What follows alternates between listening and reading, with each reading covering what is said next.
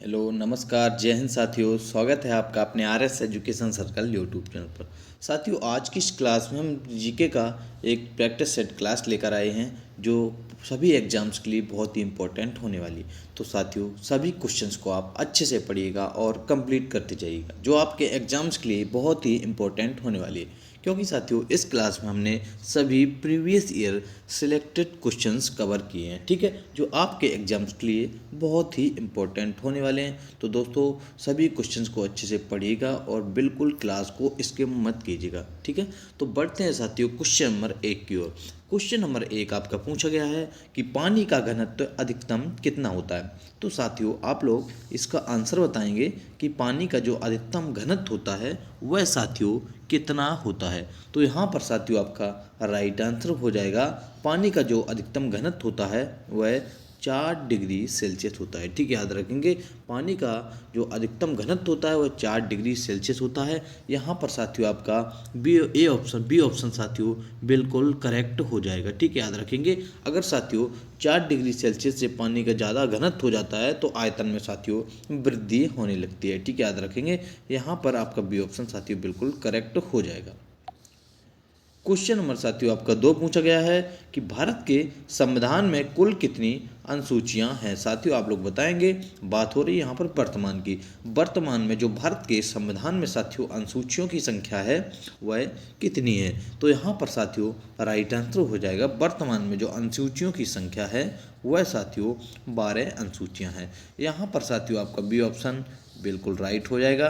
12 अनुसूचियाँ वर्तमान में हैं। अगर हम बात करें साथियों कि मूल जो संविधान में अनुसूचियों की संख्या थी वह कितनी थी। साथियों जो मूल संविधान में अनुसूचियाँ थी वह 8 थी, लेकिन बढ़ के अब वर्तमान में 12 अनुसूचियाँ हो गई है, याद रखेंगे। बहुत ही इंपॉर्टेंट क्वेश्चन है। अगर हम बात करेंगे जो हमारा संविधान लागू हुआ था वह कब हुआ था, तो 26 जनवरी साथियों 1950 को हमारा संविधान लागू हो गया था, याद रखेंगे। बहुत ही इंपॉर्टेंट पॉइंट्स हैं हमारे एग्जाम्स के पॉइंट ऑफ व्यू से, ठीक है। तो सभी पॉइंट्स को आप अच्छे से पढ़िएगा और कवर करते जाइएगा। क्वेश्चन में साथियों आपका 3 पूछा गया है कि जीएसटी के संविधान संशोधन के परिणाम स्वरूप संविधान में कौन सा एक अनुच्छेद डाला गया है। याद रखेंगे जीएसटी के जो संशोधन के परिणाम स्वरूप संविधान में कौन सा अनुच्छेद एक अलग से डाला गया है वह हम लोग बताएंगे कौन सा डाला गया है, ठीक है। तो यहाँ पर साथियों आपका राइट आंसर हो जाएगा अनुच्छेद 246A, ठीक है, याद रखेंगे। ए ऑप्शन आपका करेक्ट हो जाएगा। अनुच्छेद 246A को जीएसटी के परिणाम स्वरूप साथियों संविधान में डाला गया। ये ऑप्शन आपका यहाँ पर साथियों बिल्कुल करेक्ट हो जाएगा। अगर हम बात करेंगे साथियों कि जीएसटी के लिए कौन सा संविधान संशोधन किया गया था, तो याद रखेंगे साथियों 101वां जो संविधान संशोधन है वह जीएसटी के लिए किया गया था। साथियों जीएसटी जो है वह एक अप्रत्यक्ष या इनडायरेक्ट कर है, ठीक है, याद रखेंगे। इनडायरेक्ट कर है साथियों, अप्रत्यक्ष कर, याद रखेंगे। बहुत ही इंपॉर्टेंट पॉइंट्स है, ठीक है। साथियों अगर हम बात करेंगे कि इसको भारत में कब लागू किया गया था, तो साथियों 1 जुलाई 2017 से जीएसटी को लागू किया गया, याद रखेंगे। 1 जुलाई 2017, ठीक है। जो संविधान में अनुच्छेद डाला गया था वह अनुच्छेद 246A को ऐड किया गया था, ठीक है, याद रखेंगे। बहुत ही महत्वपूर्ण सभी पॉइंट्स है। दोस्तों अगर आपको वीडियो पसंद आ रही हो तो वीडियो को लाइक कीजिएगा। अगर आप चैनल पर पहली बार आए हैं तो चैनल को जरूर सब्सक्राइब कर लीजिएगा, जिससे दोस्तों आने वाली सभी वीडियो का अपडेट आपको मिलता रहे। क्वेश्चन नंबर आपका 4 पूछा गया है कि निम्न में से सिंगापुर की मुद्रा कौन सी है। तो साथियों आप लोग बताएंगे कि जो सिंगापुर की मुद्रा है वह कौन सी है। तो यहाँ पर आपका राइट आंसर हो जाएगा सिंगापुर डॉलर, याद रखेंगे। सी ऑप्शन आपका बिल्कुल करेक्ट हो जाएगा, सिंगापुर डॉलर है, ठीक है। अगर हम बात करेंगे साथियों कि सिंगापुर जो है वह एक द्वीपीय देश है, ठीक है, याद रखेंगे। द्वीपीय देश मतलब वह एक द्वीप पे बसा देश है, ठीक है, याद रखेंगे। द्वीपीय देश है कौन, सिंगापुर, ठीक है। अगर हम मुद्रा की बात करेंगे तो सिंगापुर डॉलर इसकी मुद्रा है। क्वेश्चन नंबर साथियों 5 पूछा गया है कि 82 डिग्री 30 मिनट जिसे भारत के मानक मेरिडियन के रूप में चुना गया है यूपी के कौन से जिले से होकर गुजरता है। साथियों जो मानक रेखा गुजरती है उससे पूछा गया है कि 82 डिग्री जो 30 मिनट मानक रेखा गुजरती है वह यूपी के उत्तर प्रदेश के कौन से जिले से होकर गुजरती है। तो यहाँ पर साथियों आपका राइट आंसर हो जाएगा इलाहाबाद नैनी से होकर गुजरती है, यहाँ पर सी ऑप्शन आपका साथियों बिल्कुल करेक्ट हो जाएगा।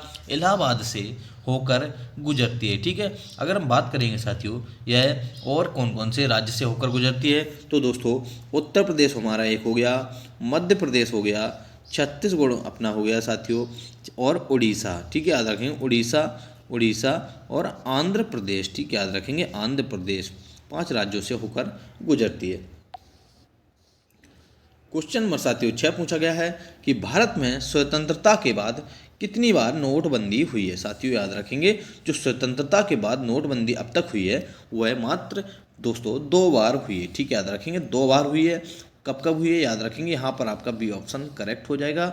2 बार नोटबंदी हुई है, यानी 2 बार नोटबंदी कब कब हुई है, तो सबसे जो पहले हुई थी साथियों 1978 ईस्वी में हुई थी। याद रखेंगे 1978 में हुई थी। अब जो अभी हुई थी वह साथियों 2016 में हुई थी।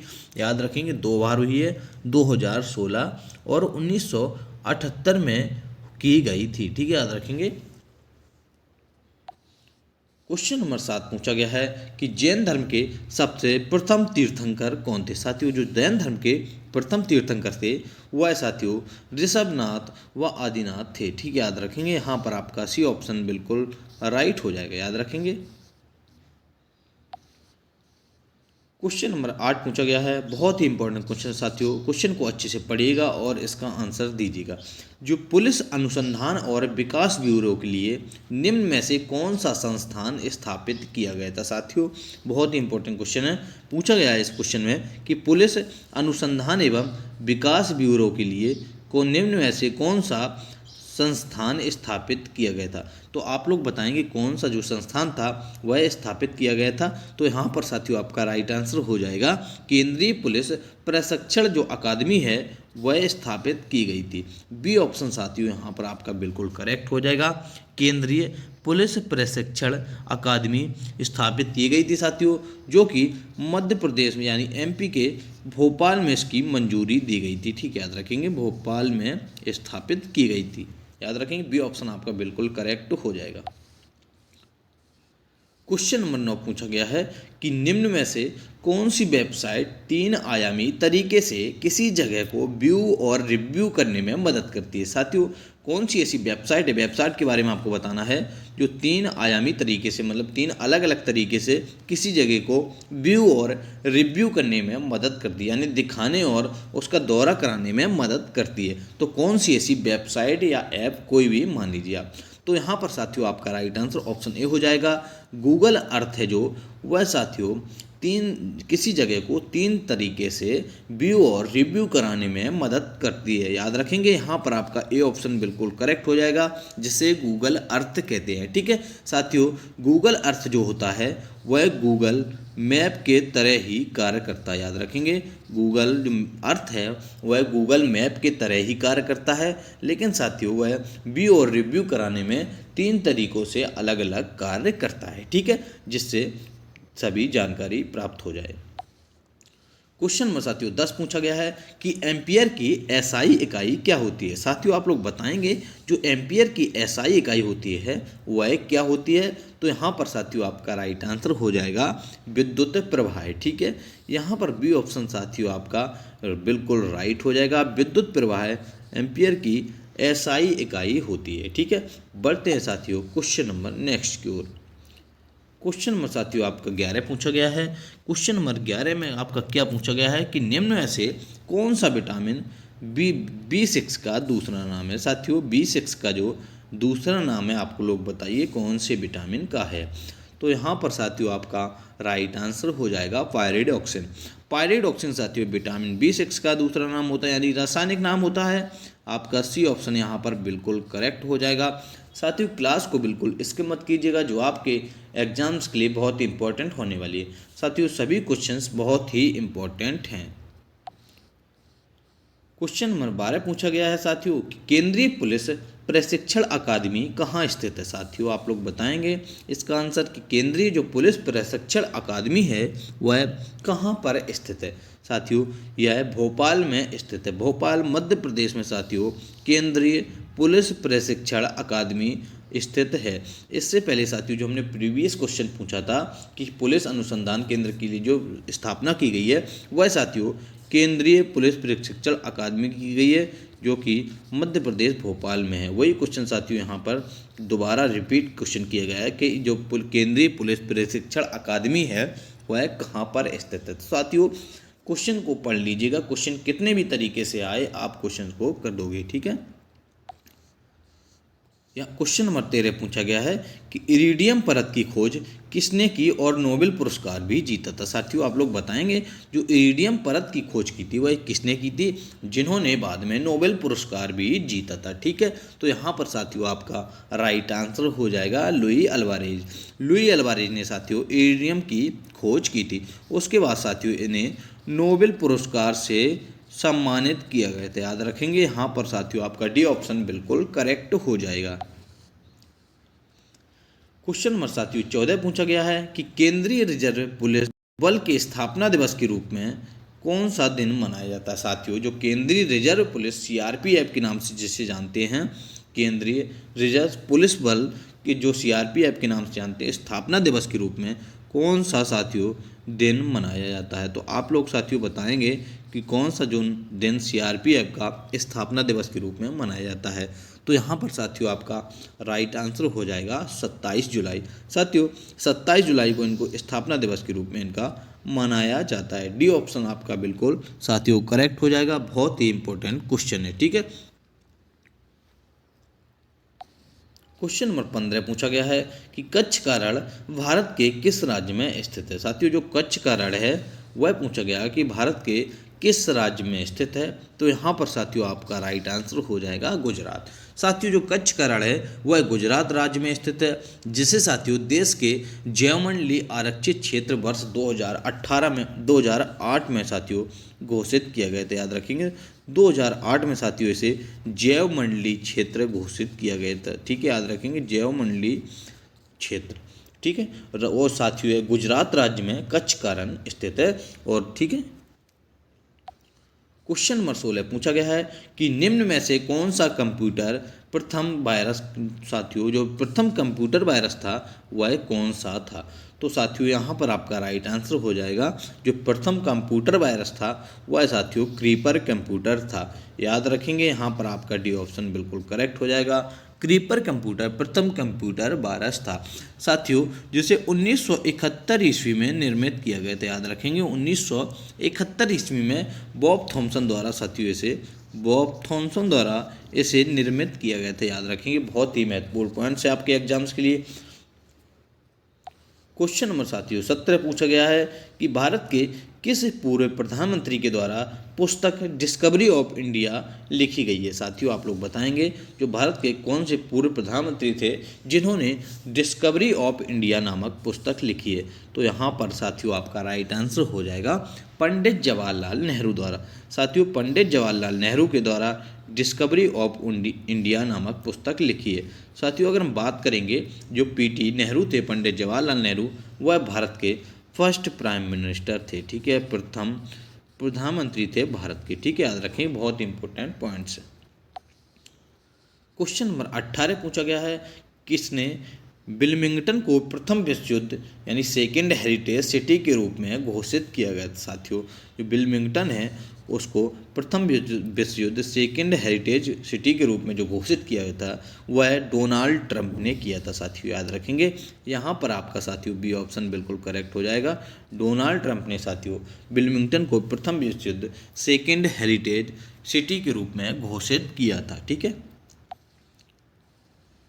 क्वेश्चन नंबर साथियों 19 पूछा गया है कि निम्न में से किस क्षेत्र में विशिष्ट उपलब्धि के लिए पुलित्जर पुरस्कार दिया जाता है। साथियों जो पुलित्जर पुरस्कार दिया जाता है अगर हम उसकी बात करेंगे तो वह किस विशिष्ट उपलब्धि के लिए दिया जाता है।